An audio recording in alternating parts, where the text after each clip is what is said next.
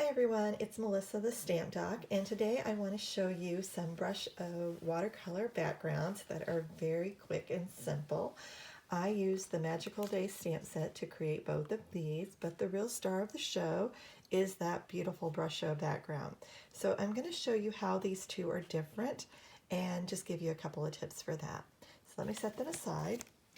And what I've done here is I have taped down with blue painter's tape a piece of Whisper White cardstock and a piece of our watercolor paper. By taping those down, you just don't have as much warping of your cardstock when you go to add that to your card. So I've also got a clear acrylic block, and I like to use these for my watercoloring with the Brushos because it doesn't make too much of a mess and it's easy to clean up. So I'm starting with the Prussian blue, and you'll notice that I've just got a little thumbtack put in the top there. You really don't ever want to open these because you use such a small amount of product. So I'm going to put just a few crystals, and so if I put it there, you can see how few I'm doing. I'm going to put them there and there. And then I'm also using the yellow. And again, I've got to remove that little thumbtack. I'm going to put just a few crystals. Again, you can see just how little product I'm using there and a little bit up there.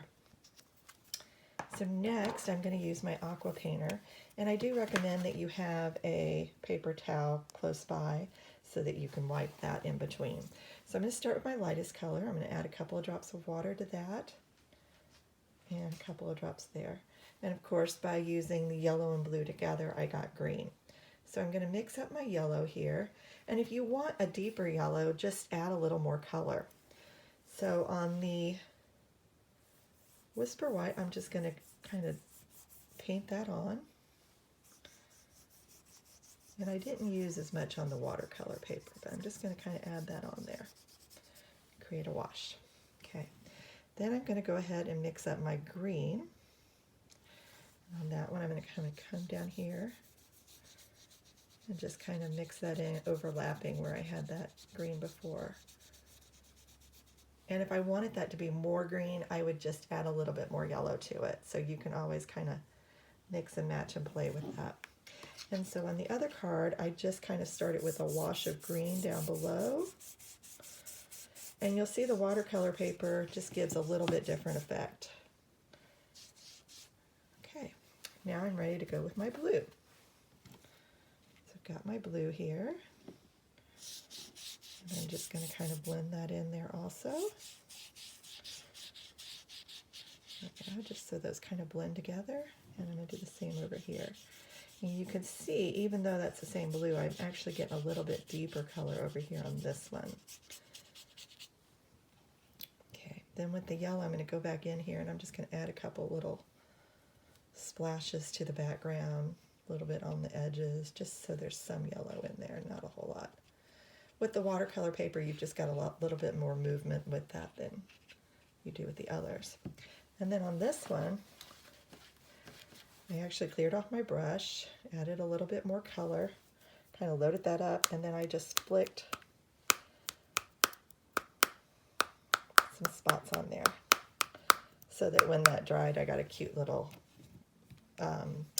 background. So then what I did is I just kind of mixed up all of these colors together, and then I used what was remaining and on my block, and I just stamped that on a piece of scrap paper.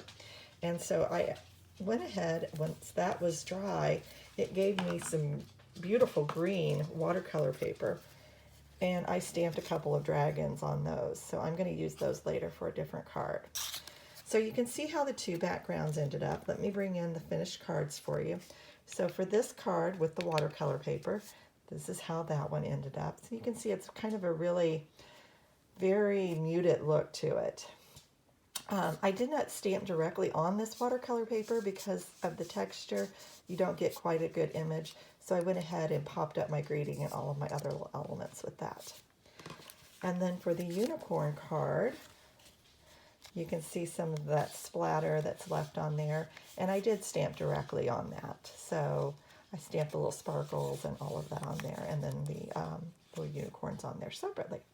So thanks so much for watching. Be sure to subscribe, and I'll have more videos for you soon. Thanks.